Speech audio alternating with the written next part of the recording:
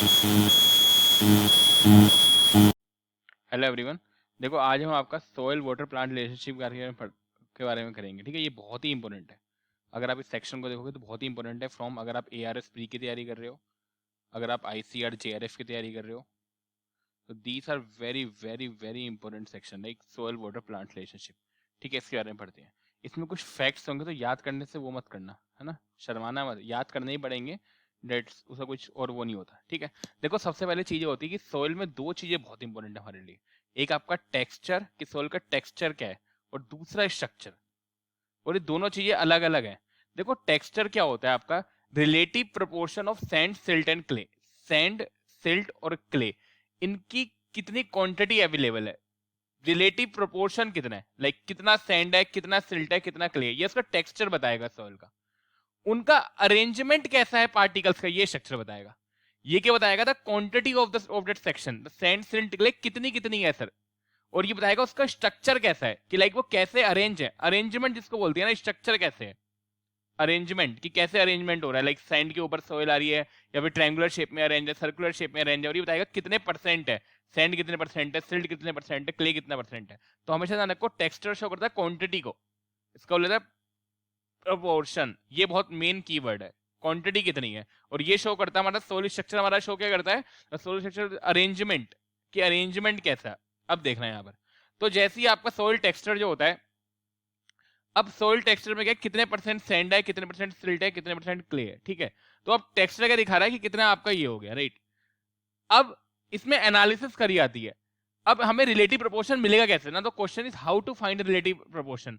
तो हम उसके लिए करते हैं मैकेनिकल एनालिसिस, करते हैं mechanical analysis is done to find out the relative proportion. Relative proportion क्या है, कितने परसेंट सैंड सिल्ट क्ले है, इसको फाइंड आउट करने के लिए हम एनालिसिस करें। तो ये पूछा जाता है बहुत बार। जैसे फॉर एग्जांपल हमारे सोइल टेक्सचर जो होता है जनरली तीन काइंड का होता है, लाइक सिल्ट, सैंडी सोइल जिसमें सैंड कंटेंट ज्यादा होगा, लूमी सोइल जिसमें क्ले होगा। ये तीन तरीके की होती है। अब सैंड सोइल का मतलब क्या है, जिसमें जो कोर्स पार्टिकल होंगे ना वो बहुत होंगे, ज्यादा क्वांटिटी में होंगे। क्या होंगे, कोर्स टेक्सचर सोइल। जिनका साइज बहुत ज्यादा होता है वो आपका कोर्स होता है। Medium size soil, medium texture, आपका ये आ जाता है। क्ले में आपका होता है फाइन टेक्सचर सोइल। मतलब अगर सोइल पार्टिकल का जो साइज है वो कम कम है, बिल्कुल फाइन फाइन है, तो क्ले हो गया। बीच में है तो ये हो गया लूम हो गया, और बहुत ही बड़ा है तो सैंड हो गया। तो that's why depending on the size of the soil we having the t texture. और ये कितने परसेंट में है इसको यही शो कर रहा है। तो सोइल टेक्सचर क्या होता है, sand, silt and clay. Clay सबसे छोटा, लूम बीच वाला, सैंडी सबसे बड़ा, कोर सैंड। और ये पूछा जाता है टेक्सचर को आइडेंटिफाई करने के लिए हम कौन सी एनालिसिस करते हैं, सर ये वाली एनालिसिस करते हैं। टू फाइंड आउट द हमें कितना, हमें कितनी ये कितनी है, सैंड कितनी है, सिल्ट कितनी है, क्ले निकलने के लिए हम ये वाली मैकेनिकल एनालिसिस करते हैं। तो ये हो गया।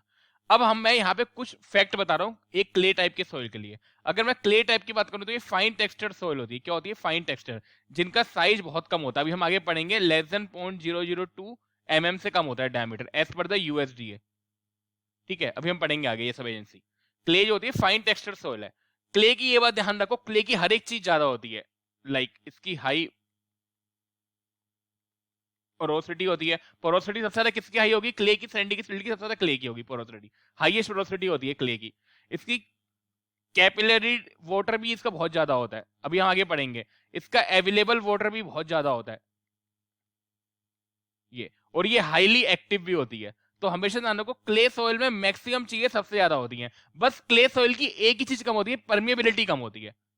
तो बहुत बार बच्चों में कंफ्यूज होता है कि सर कैसे याद करें। तो कुछ भी याद नहीं करना, क्ले का सब कुछ ज्यादा, पोरोसिटी भी ज्यादा, कैपिलरी वाटर भी ज्यादा, एब्सॉर्प्शन भी ज्यादा, अवेलेबल वाटर भी ज्यादा, हाईली एक्टिव भी है।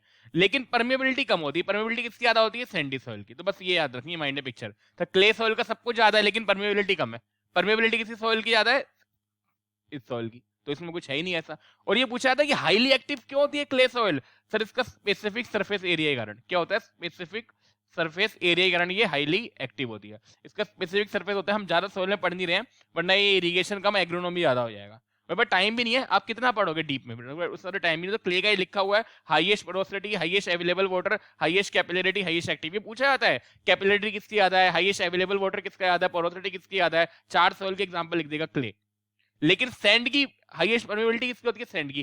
क्ले की बस परमिएबिलिटी जो होती है कम होती है सैंडी सॉइल से। और सैंडी सोल की हाईएस्ट परमेबिलिटी होती है एमंग ऑल द सोल। तो आपको क्लियर हो गया। तो क्ले हर जगह टॉप मार रहा है, बस एक जगह भाई अब एक बच्चे में 4 अच्छाइयां हैं तो एक खराबी भी तो होगी। खराबी क्या है? परमेबिलिटी खराबी है, इसमें ऐसा क्या है। अब आपको समझ में आ गया टेक्सचर ये रहा। अब देखो स्ट्रक्चर क्या होता है। स्ट्रक्चर ये arrangement of the soil particles कि सोल पार्टिकल अरेंज कैसे हैं, ये स्ट्रक्चर बताएगा। जो सबसे अच्छा स्ट्रक्चर माना जाता है इरिगेशन के पर्पज से वो माना जाता है granular structure. The most most most important, जो सबसे अच्छा, जो बोला था कि बेस्ट क्वालिटी स्ट्रक्चर क्या है फॉर द इरिगेशन पर्पज, आपका ये वाला स्ट्रक्चर है। तो ये पूछा जाता है। ठीक है, ये हो गया। तो आपने सोल पढ़ ली, मिट्टी, सर ये रही मिट्टी यहाँ पर, ये मिट्टी, हमने टेक्सचर ही पढ़ लिया, स्ट्रक्चर ही पढ़ लिया। अब सोचो सर ये मिट्टी है, ये प्लांट लगा है। अब हम प्लांट के बारे में पढ़ना स्टार्ट करेंगे, सोइल से हम प्लांट में आ रहे हैं कि प्लांट क्या होता है। देखो अब हमें दो चीजें पढ़नी है। अब प्लांट क्या करता है, यहाँ पे सोइल में वाटर बहुत इंपॉर्टेंट है। हमारा सोइल के बीच में क्या होता है, सोइल पार्टिकल्स होते हैं। ये सोइल पार्टिकल है, ये सोइल पार्टिकल है, ये सोइल पार्टिकल है। इनके बीच में खाली स्थान होता है जिनको वॉइड स्पेस बोलते हैं। The water will get accumulated into these points. Water जो है यहाँ पे इकट्ठा हो जाता है। प्लांट जो है वाटर एक्सट्रैक्ट करते हैं ऑस्मोसिस, ऑस्मोसिस के कारण। मतलब ऑस्मोसिस एक प्रक्रिया होती है, इट्स अ प्रोसेस होती है जिसके थ्रू जो है प्लांट वाटर एक्सट्रैक्ट करेंगे। वो ऑस्मोसिस क्या होती है हम आगे पूरा पढ़ेंगे इसको। तो प्लांट कैसे एक्सट्रैक्ट कर रहे हैं, ऑस्मोसिस प्रक्रिया से प्लांट वाटर एक्सट्रैक्ट कर रहे हैं। अब जरा ध्यान से देखना, अब हमें पढ़ना रिजोस्फीयर क्या होता है, ये पूछा जाता है रिजोस्फीयर। देखो मैं सोइल में सब कुछ नहीं पढ़ा रहा, सोइल तो खुद ही इतना बड़ा है। हमें वो पढ़ना है जो इरिगेशन के, हमारे एग्रीकल्चर इंजीनियरिंग के लिए इंपॉर्टेंट है, specially in these kind of examination. Rhizosphere क्या होता है, it is a soil column which is occupied by the root system. अगर आपका ये रूट है, ये प्लांट है, ये वाला प्लांट, ये। अब सोइल आपकी मिट्टी यहीं पे ग्राउंड सरफेस जो है स्टार्ट हो गया, ये ऐसे समझो ग्राउंड सरफेस ये स्टार्ट हो गया। तो पूरा हमारा ये नहीं है रिजोस्फीयर, हमारा सिर्फ ये है root system of the plant, ये है हमारा रिजोस्फीयर। तो ये पूछा जाता है रिजोस्फीयर किसको शो करता है, it show the root system within the soil itself. तो ये ध्यान रखना। वो पूछा था कि प्लांट कैसे एब्जॉर्ब करते हैं, जो वाटर को कैसे एब्जॉर्ब करते हैं। वाटर तो भाई सोइल के नीचे है ना, प्लांट की रूट तो यहां से वाटर एब्जॉर्ब करके डिफरेंट पार्ट तक पहुंचाएगी, लेकिन पहले वो एब्जॉर्ब करेगी, right. Root will absorb the water from this soil with the process with the osmosis. तो ये दोनों पूछे जाते हैं। रिजोस्फीयर क्या हो गया, रूट सिस्टम, और ऑस्मोसिस से वो कर रही है आगे। आगे बढ़ते हैं।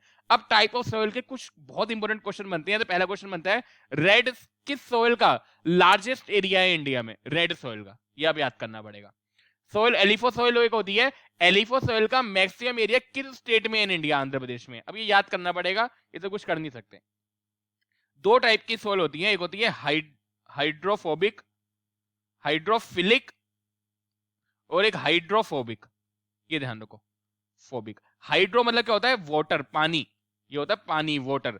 फोबिक मतलब होता है डर, फोबिया, डर। तो जो पानी से दूर रहे, मतलब विच रिपेल्स वाटर, जो चाहती ही नहीं कि पानी उसमें आए, ये वो मिट्टी है जो चाहती है कि पानी दूर चला जाए, तो वो हाइड्रोफोबिक होती है। तो हाइड्रोफिलिक हमेशा इसकी अपोजिट होगी। फिलिक मतलब चाहना, that soil that attracts water, क्या करता है, अट्रैक्ट करती है वाटर को, चाहना है इसको वाटर को, तो वाटर इसके पास है, तो हमेशा ध्यान रखो। तो फोबिक और फिलिक बहुत पूछा जाता है कम्पिटिटिव एग्जाम में। हाइड्रोफिलिक क्या होती है, विच अट्रैक्ट्स वाटर, ये चाहती है। फोबिक मतलब डर, दूर जाना, विच रिपेल्स वाटर। ठीक है, अब आगे हम सोइल को स्टार्ट करने से पहले ध्यान रखो, ये अगर मिट्टी है सोइल, ये सोइल है, सोइल के सोइल पार्टिकल के बीच में एक फोर्स लगती है, और अगर इसके बीच में वाटर वगैरह एक्यूमुलेट हो गया है तो सोइल और वाटर के बीच में एक फोर्स लगती है। मतलब दो काइंड ऑफ फोर्स काम करती है किसी भी मैकेनिज्म में। पहला होता है डिफरेंट पार्टिकल के बीच में और सेम पार्टिकल के बीच में। डिफरेंट और सेम मतलब क्या है, अगर दोनों पार्टिकल अलग अलग है, एक मिट्टी है एक कोई और है, जैसे एक वाटर हो गया, एक सोइल हो गई, और एक वाटर हो गया, इनके बीच में आप समझ में आया ना, एक पार्टिकल मिट्टी है एक पार्टिकल पानी है, इनके बीच में कौन सी फोर्स काम कर रही होगी, इनके बीच में फोर्स काम करती है adhesion. Adhesion force is a force which work on a different particles. याद करना भी आसान है, एडेशन आ गया ना, तो ये तो फोर्स ही है, एडेशन डी से ही दिख रहा है डिफरेंट, सेकंड वर्ड नहीं दिखा रहा है इसका खुद का वर्ड डिफरेंट। एक होती है कोहेजन, कोहेजन क्या होती है, सेम पार्टिकल के बीच में, सोइल सोइल हो गई, वाटर वाटर हो गया, इनके बीच में, मतलब सेम मॉलिक्यूल्स के बीच में। तो ये बहुत पूछा जाता है कि कोहेजन और एडेशन, कुछ याद नहीं करना, एडेशन के नाम में लिखा है डिफरेंट। तो एडेशन अगर दो असमान पार्टिकल जिसको बोलते हैं, तो भाई कोहेजन तो सेम पार्टिकल में होगा, इसमें याद क्या करना है, यहीं से याद हो गया डिफरेंट, है ना। तो बच्चों वाली चीजें हैं, काइंडिस्ट। आगे बढ़ते हैं। अब ये आपको टेबल याद करनी पड़ेगी। यूएसडीए ने एक होता है United states department of agriculture, USDA की फुल फॉर्म भी पूछी जाती है।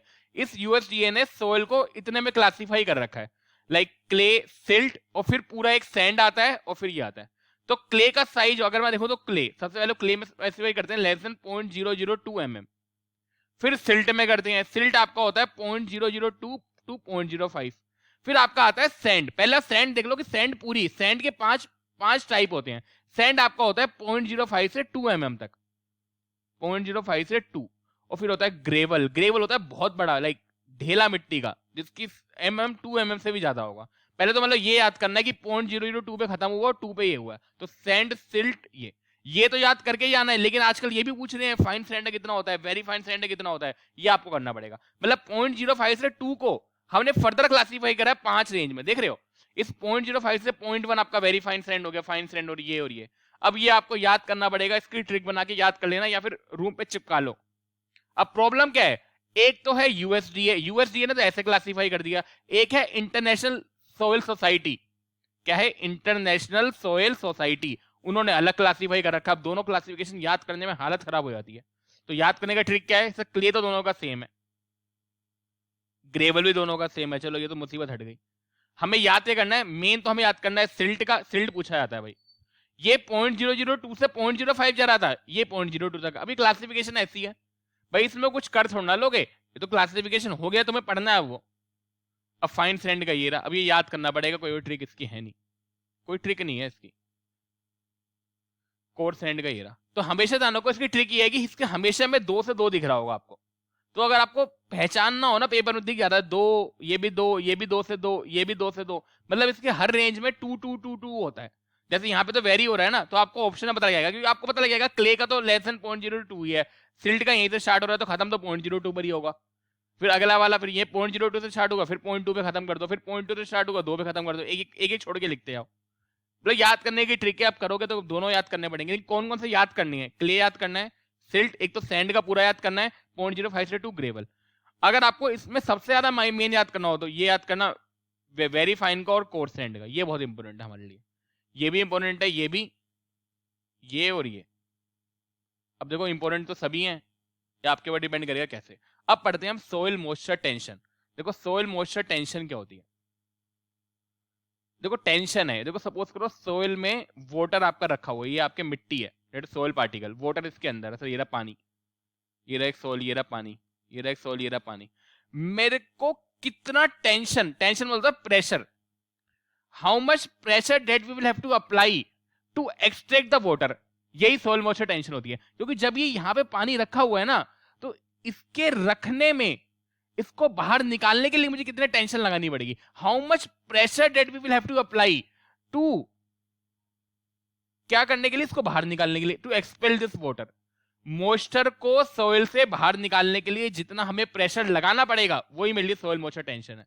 तो सपोज करो जैसे पानी रखा हुआ है, अभी बोलते हैं, जैसे मैंने बोला कि सर प्रेशर 0 है, और इसमें हर जगह पूरे वो भरे हुए हैं, वर्टिसेस भरे हुए हैं, 100% सोइल की वो है, क्या बोलूंगा, सोइल मॉइस्चर कंटेंट।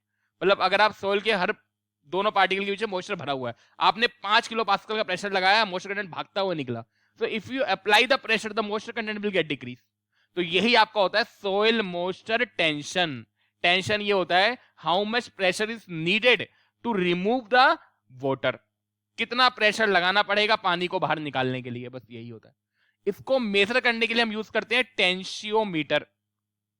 आगे हम पढ़ेंगे पूरा कि कैसे मेजर कराया जाता है, ये सब कराया जाता है, आगे हम पूरा पढ़ेंगे। तो सोइल मॉइस्चर टेंशन क्या है, पहली बात, the tension, the soil moisture is a pressure required, the soil moisture tension is a pressure required to remove the water. How much pressure did you want to apply to आपको water को निकालने के लिए, ठीक है।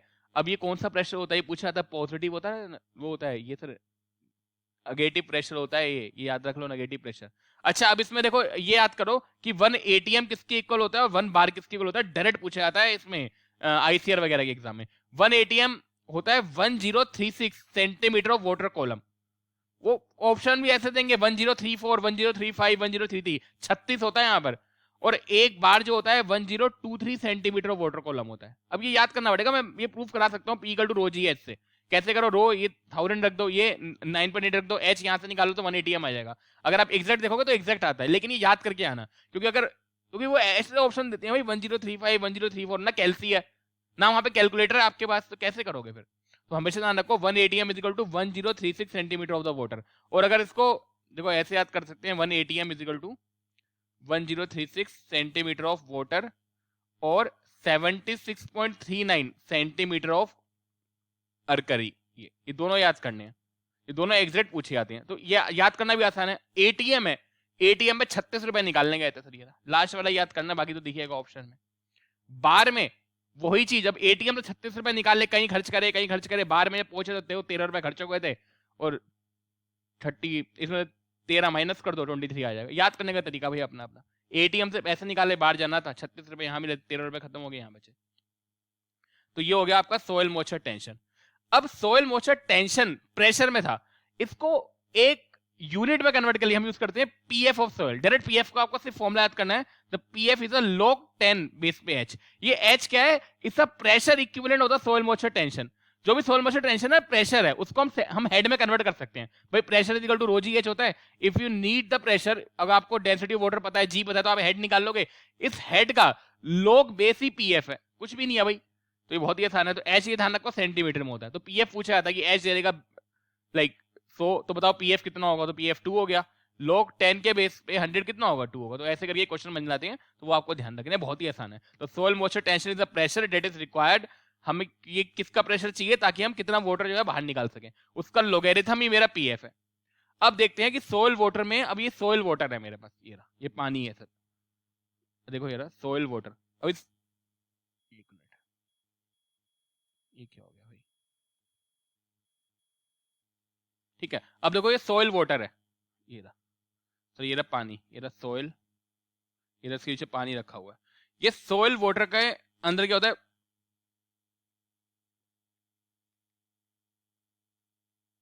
ये होता है कि इसमें कितनी एनर्जी है। अगर मैं देखूं ना, ये आपका ये दिख रहा है, ये छोटा सा वाटर मॉलिक्यूल बैठा हुआ है, लेकिन इसके अंदर बहुत सारी एनर्जी है।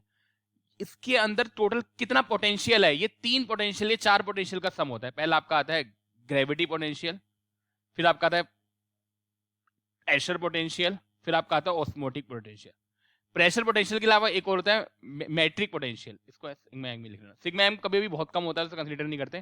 तो ये 4 पोटेंशियल से मिलकर, मतलब मैं देखूं कि इस सोइल के पास कितनी पावर है, नहीं सॉरी वाटर के पास, जो वाटर इन दोनों सोइल पार्टिकल के बीच में है उसके पास कितनी पावर है, ये डिपेंड करता है कि ये चारों पावर के समेशन की इक्वल होता है। पावर में क्यों बोल रहा हूं मैं आपको बताता हूँ ये है क्या है, ठीक है। तो आपका जो टोटल पोटेंशियल होता है sum of this psi G psi P psi O, ठीक है। अब देखो बेसिकली होते क्या है, ये रहा सर सोइल, इसके पीछे पानी रखा हुआ है। अब इस पानी में 3 तरीके की चीजें हो सकती है, 3 तरह की फोर्स एक्ट करती हैं। पहला आपका होता है ग्रेविटी, मतलब इसका एलिवेशन कितना है जमीन से, इसके कारण इस पे एक पोटेंशियल एनर्जी जनरेट होती है। इस पे प्रेशर कितना काम हो रहा है, उसके कारण एक पोटेंशियल जनरेट होता है। इसकी एब्सॉर्प्शन, जो सोइल ने इसको एब्जॉर्ब कर रखा है, और कैपिलरी मूवमेंट भी हो रहा है।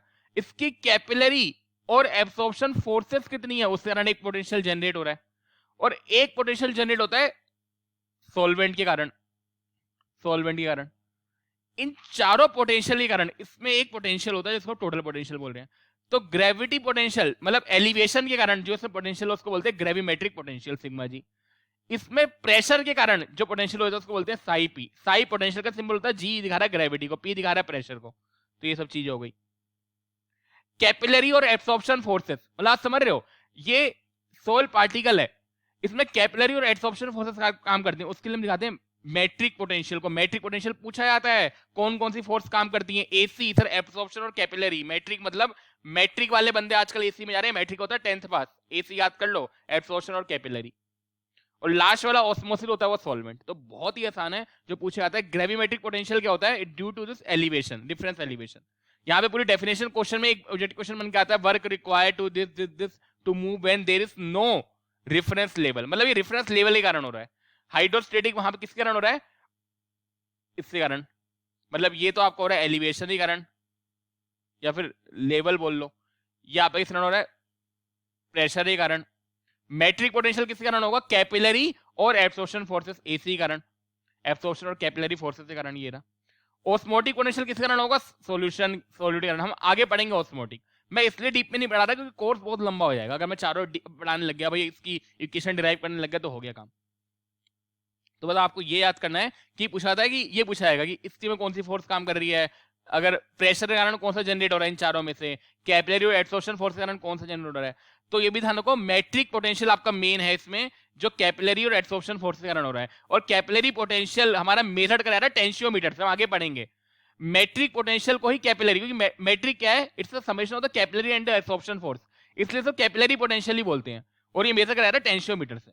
और ऑस्मोटिक प्रेशर आपका ये रहा, ऑस्मोटिक प्रेशर को दिखाया था -π से, ये सिंबल होता है। ठीक है, आगे बढ़ते हैं। अब सबसे मेन है, अब आपका है सबसे मेन चीज, सोइल वाटर।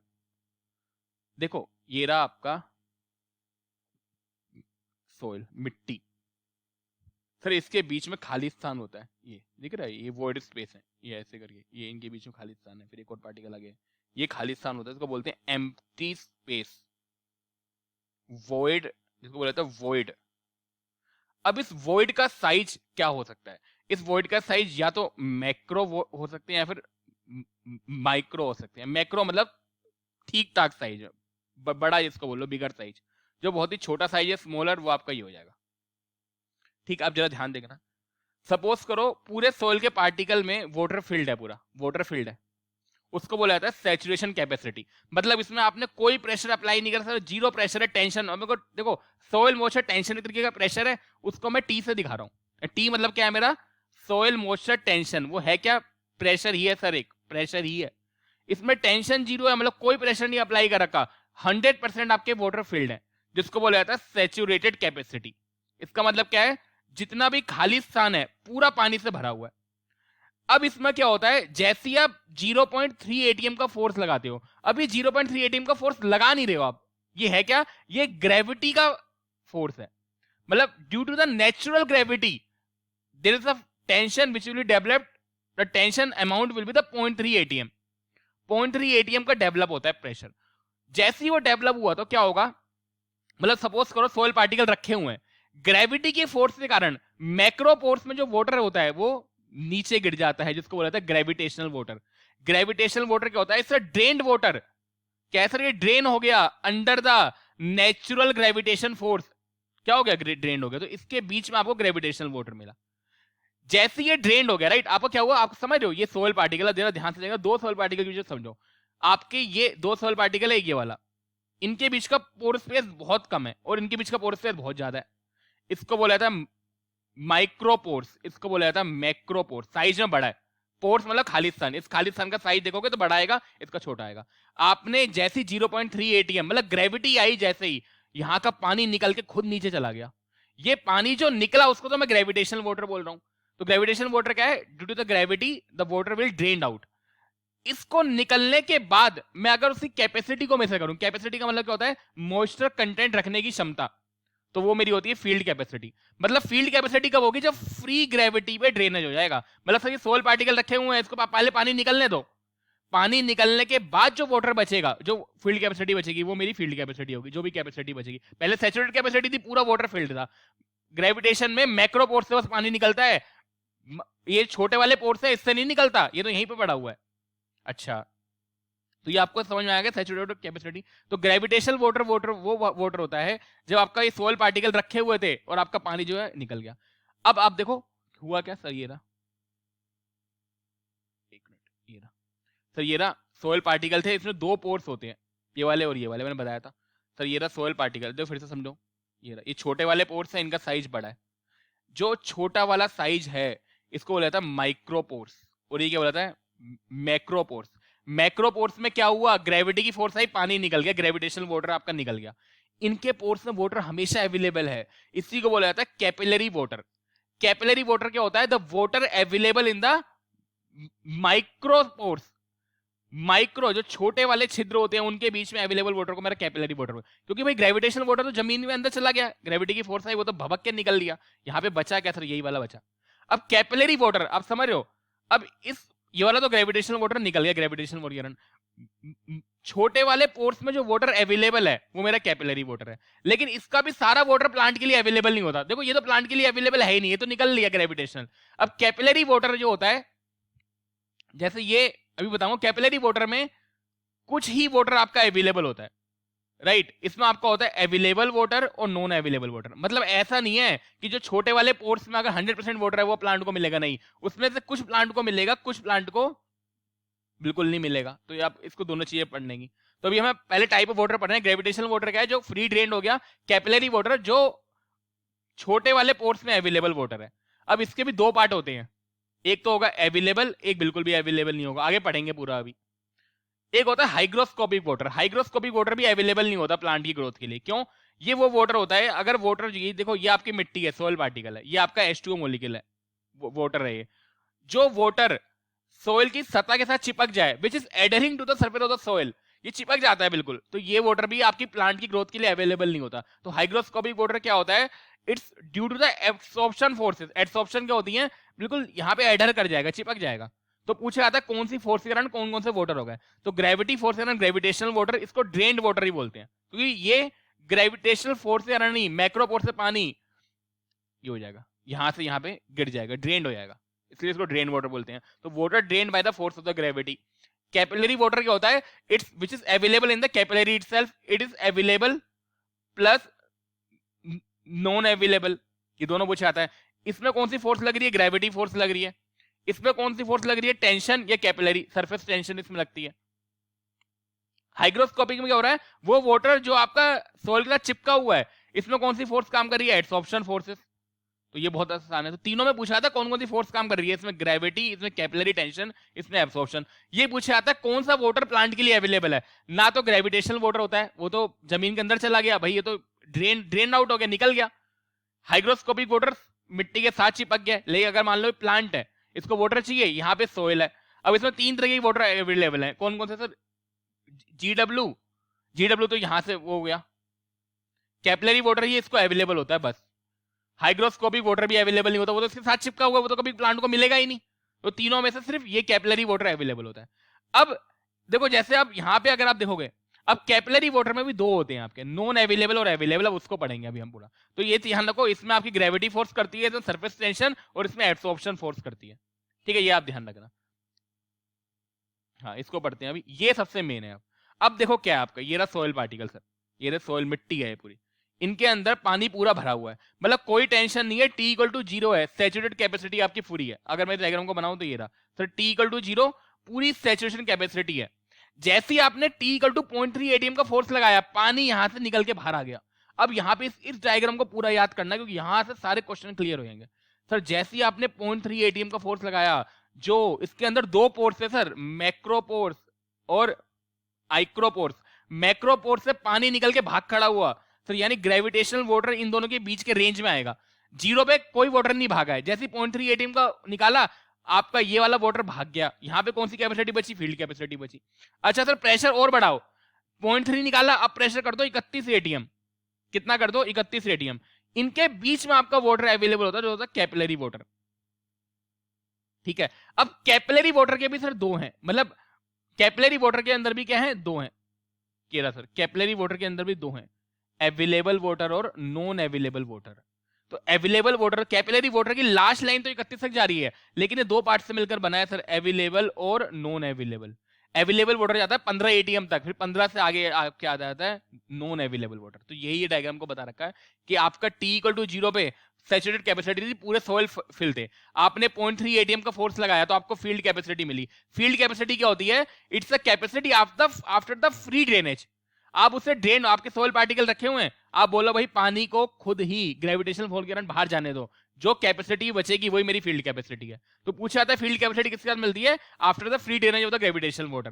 ये कितने रेंज में मिलती है, 0.3 ATM पे। इसकी रेंज भी होती है जो मैं याद करनी है अभी। अभी एक पॉइंट समझ लो, 0.3 अभी देखते हो, इनके बीच में ग्रेविटेशनल वाटर है।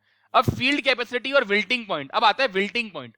विल्टिंग पॉइंट क्या होता है, देखो फील्ड कैपेसिटी क्या है, सैचुरेटेड कैपेसिटी क्या है, जब सारा वो फिल होगा। फील्ड कैपेसिटी क्या है, जो वो मैक्सिमम जो होल्ड कर सकता है वो, क्योंकि भाई खुद तो ग्रेविटी के कारण ही बाहर निकल गया। अगर आपने 100% भरी भी दी है वॉइड, तो कुछ तो बाहर निकल आ रही है, तो फील्ड कैपेसिटी तक तो वो हो पा रहा है। विल्टिंग पॉइंट क्या है आपका, विल्टिंग पॉइंट दो होता है, एक परमानेंट विल्टिंग पॉइंट, एक ultimate wilting point. Permanent wilting point ये होता है कि जैसे इसके डाउन में वाटर जाएगा, लाइक हमें फील्ड कैपेसिटी और परमानेंट विल्टिंग पॉइंट के बीच में वाटर आपका अप्लाई करना पड़ता है। सपोज करो फील्ड कैपेसिटी था टेंशन बढ़ी, मोशन कंटेंट डिक्रीज होना स्टार्ट होगा, टेंशन और बढ़ी, टेंशन और बढ़ी, परमानेंट विल्टिंग पॉइंट पे प्लांट की हालत बिल्कुल खराब हो जाएगी, मरना स्टार्ट हो जाएगा, वो इसको बोलते हैं। At this point you will have to apply the water. तो इसके बीच में हमारा अवेलेबल वाटर होता है। तो परमानेंट विल्टिंग पॉइंट हमें मिलता है 15 एटीएम पे, ये रहा 15 एटीएम पे। मतलब अगर यहाँ पे आप वाटर अप्लाई करोगे तो प्लांट जिंदा हो जाएगा। आप समझ लो, प्लांट इतना वाटर बस एब्जॉर्ब कर पा रहा है from between the permanent wilting point and the field capacity. But यहाँ पे वाटर आपका डिक्रीज होना स्टार्ट होगा भाई। यहाँ पे अगर आपने वाटर अप्लाई करा तो आपका प्लांट यूज करेगा। फिर आपका आता है ultimate wilting point. Ultimate wilting point क्या होता है? ये होता है 31 एटीएम पर। सॉरी, अल्टीमेट विल्टिंग पॉइंट 31 पे नहीं होता, ये आपका होता है कैपिलरी वाला, कैपिलरी। आपको ये पॉइंट याद करना पड़ेगा। परमानेंट विल्टिंग पॉइंट 15 एटीएम पे मिल गया, मैं भी याद करना बताऊंगा। ये आपको मिल गया अल्टीमेट विल्टिंग पॉइंट 31 एटीएम पर। सॉरी, अल्टीमेट विल्टिंग पॉइंट तो 60 एटीएम पर होता है, ये आपका कैपिलरी पॉइंट है ये वाला, ये बताऊंगा। इसके नीचे आपको मिलता है अल्टीमेट विल्टिंग पॉइंट 60 एटीएम पर। अगर इसके बाद आपने अप्लाई करा तो आपको वाटर नहीं मिलेगा। अब इसका याद करने का तरीका क्या, बहुत आसान है सर। टी इक्वल टू 0 पे सैचुरेशन कैपेसिटी थी, आपने 0.3 एटीएम का फोर्स अप्लाई करा, ग्रेविटेशनल वाटर निकल गया भागकर, आपको फील्ड कैपेसिटी मिल गई। ठीक है सर, आप 15 एटीएम तक आओ यहाँ पर, यहाँ पे आपको अवेलेबल वाटर मिलेगा। अच्छा ठीक है सर, 15 से 31 एटीएम तक आपको नॉन अवेलेबल वाटर मिलेगा। अच्छा ठीक है, नॉन अवेलेबल वाटर है, ये अवेलेबल वाटर है, इन दोनों का समेशन मेरा कैपिलरी वाटर है सर। ये रहा इस 31 एटीएम से सर मेरा 1000 एटीएम तक, इसको मेरा हाइग्रोस्कोपिक कोएफिशिएंट ही बोलते हैं। यहाँ पे मेरा हाइग्रोस्कोपिक वाटर है, क्या है हाइग्रोस्कोपिक वाटर, 31 से 10,000। तो ये आपकी पूरी रेंज होती है। तो पूछा है ग्रेविटेशनल वाटर कहां से कहां तक होता है? 0 से 0.3। कौन सा वाटर होता है सर? ये ड्रेनेबल वाटर होता है। कौन सी फोर्स के कारण? ग्रेविटेशन फोर्स के कारण। अवेलेबल वाटर की रेंज क्या होती है? 0.3 से 15 एटीएम। 0.3 को 1/3 भी लिखते हैं ना, 1/3 लिख लो, 0.3 लिख लो, भाई एक ही बात है। 1/3 इक्वल टू 0.3 होता है, 0.33 होता है, लेकिन अप्रोक्स ले लेते हैं। अवेलेबल वाटर क्या होता है? या तो 0.3 से 15, ये 1/3 से 15, एक ही बात है। कैपिलरी वाटर क्या होता है? 0.3 से 31। देखो कैपिलरी वाटर के भी दो आपके पार्ट हैं, एक तो अवेलेबल होगा, एक सर अवेलेबल बिल्कुल नहीं होगा। तो अवेलेबल वाटर है 0.3 से 15, नॉन अवेलेबल है 15 से 31, और टोटल कैपिलरी है 0.3 से 31। बहुत ही आसान ये होता है। यहां पे मिलता है आपको, ये आपका होता है परमानेंट विल्टिंग पॉइंट। जैसे ही 15 एटीएम तक पहुंचते हो तो आपको परमानेंट विल्टिंग पॉइंट मिल जाएगा। परमानेंट विल्टिंग पॉइंट आपका 15 एटीएम है। अभी इसकी रेंज भी याद करनी पड़ेगी, अभी बताऊंगा रेंज याद करने का तरीका। तो ये रहा। फिर हाइग्रोस्कोपिक आपको 31 एटीएम पे मिलता है। अब इसमें पूछा गया था कि अल्टीमेट विल्टिंग पॉइंट कहां होता है? अल्टीमेट विल्टिंग पॉइंट आपका यहां कहीं होता है। मैं इसको इसलिए डॉट से दिखा रहा हूं, ये अलग से याद करना। अल्टीमेट विल्टिंग पॉइंट वो पॉइंट है, देखो परमानेंट विल्टिंग पॉइंट में अगर आप वाटर अप्लाई करोगे ना तो प्लांट जिंदा हो जाएगा। यहाँ पे आपने वाटर अप्लाई करा, प्लांट जिंदा नहीं होगा। ये आपका होता है 60 एटीएम पर, मतलब इसके बीच में, हाइग्रोस्कोपिक और इसके बीच में। हाइग्रोस्कोपिक वाटर की रेंज क्या है? 31 से 10,000। तो याद करना बहुत आसान है। अब इसकी ये रेंज भी याद करनी पड़ेगी। फील्ड कैपेसिटी 0.3 तो होता है, ये फील्ड कैपेसिटी कहां मिलती है सर? 0.3 एटीएम पे। ये एक पॉइंट पे मिल रहा है, देख रहे हो आप? वाटर की तो रेंज है पॉइंट, देखो ग्रेविटेशनल वाटर तो इन दोनों की रेंज में आ रहा है।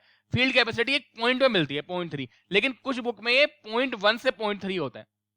देखो कुछ बुक में 0.1 पे ही मिल जाएगा, तो आपको दोनों याद रखना है, 0.1 से 0.3। ये जो परमानेंट विल्टिंग पॉइंट था, ये इसकी एवरेज वैल्यू थी 15, ये इसकी रेंज होती है 7 से 32। ये देखो एवरेज आ रहा है, इसके बीच में आ रहा है 15 कहीं।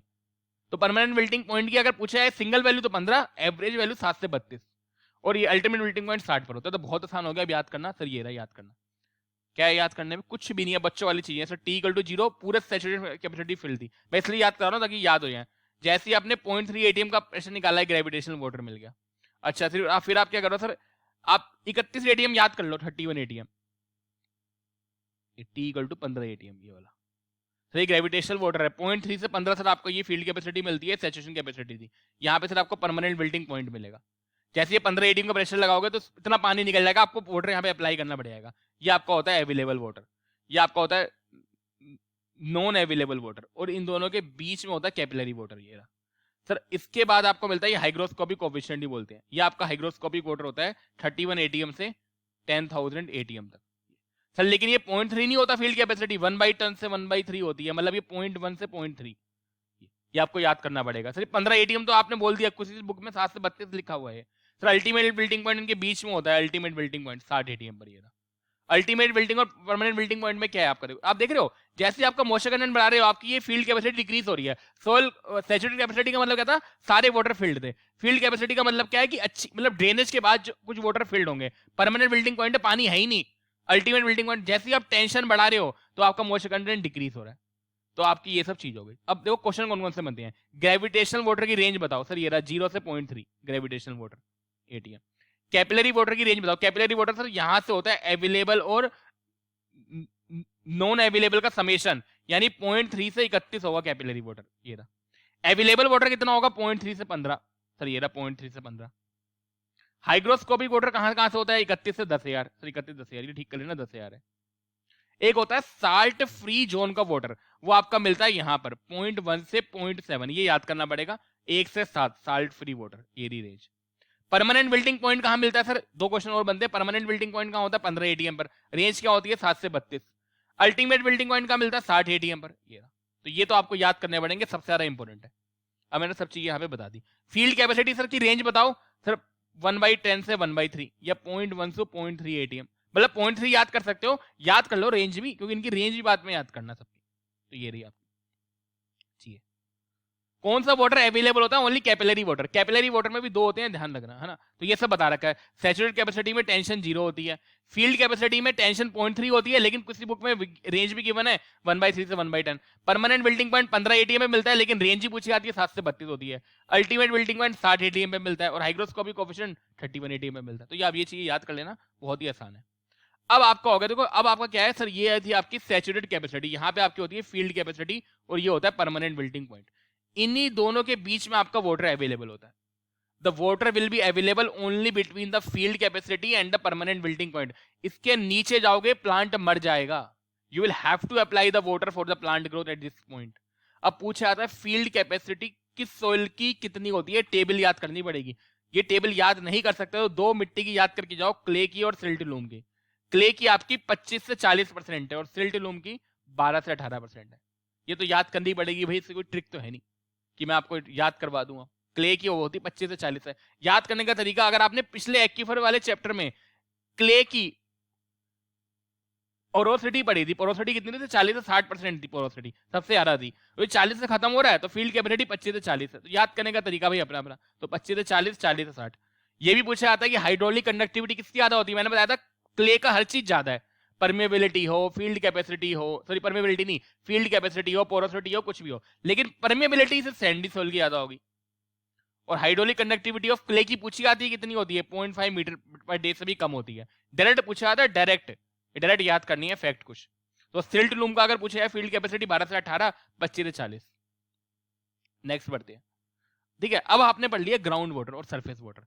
ये ध्यान रखो, ये आपका सरफेस वाटर है, पानी से ऊपर, लाइक ग्राउंड सरफेस से ऊपर का वाटर आपका सरफेस वाटर है। और आपका यहाँ पर, ठीक है ना, यहाँ पे आपका ग्राउंड वाटर मिलता है जमीन के नीचे। आजकल गवर्नमेंट क्या देख रही है, इन दोनों का एक साथ क्यों ना यूज कराया है। अगर हमें सस्टेनेबल डेवलपमेंट करना है ना, then you will have to use the surface water and the ground water simultaneously. इन दोनों के यूज को जो प्लानिंग होती है वो हमारा होता है conjunctive use. The conjunctive use is defined as a use of the simultaneously both as a surface water and the ground water. ये कंजक्टिव यूज बहुत इंपॉर्टेंट है आजकल के उसमें, सरफेस वाटर और ग्राउंड वाटर को। क्योंकि उसमें क्या है, हम सरफेस वाटर को, हम ग्राउंड वाटर की कैसी हम ऐसी प्लानिंग बनाएं, हमारी ये ऐसी होनी चाहिए कि दोनों हम वाटर का यूज कर सके। ऐसा नहीं कि हम इसको यूज कर रहे हैं, इसको यूज कर रहे हैं, इसको ही कर रहे हैं, इसको ही कर रहे हैं, मतलब दोनों के बीच में सामंजस्य रहे। तो हम इन दोनों वाटर को एक साथ यूज करते हैं। ठीक है, तो बहुत पूछा जाता है कंजक्टिव यूज क्या होता है, surface water plus ground water का एक साथ यूज। अब सरफेस वाटर की जगह वो पूछ लेगा कभी कभी कैनाल और लेक के वाटर और ग्राउंड वाटर को यूज करने को क्या बोलते हैं। तो भाई सरफेस वाटर क्या होता है, जो आपका कैनाल रिवर उसमें होगा तो वही तो आपका सरफेस वाटर होता है। तो कैनाल वाटर और ग्राउंड वाटर को भी कंजक्टिव यूज ही बोला जाएगा, है ना। ये तो बच्चे वाली चीजें हैं, इसमें ऐसा क्या है, तो ये ध्यान रखो। अब हम पढ़ेंगे आपका सोइल वाटर कंटेंट निकालते कैसे, how you will find the soil moisture content. ठीक है, इसको नेक्स्ट क्लास में पढ़ेंगे। ठीक है।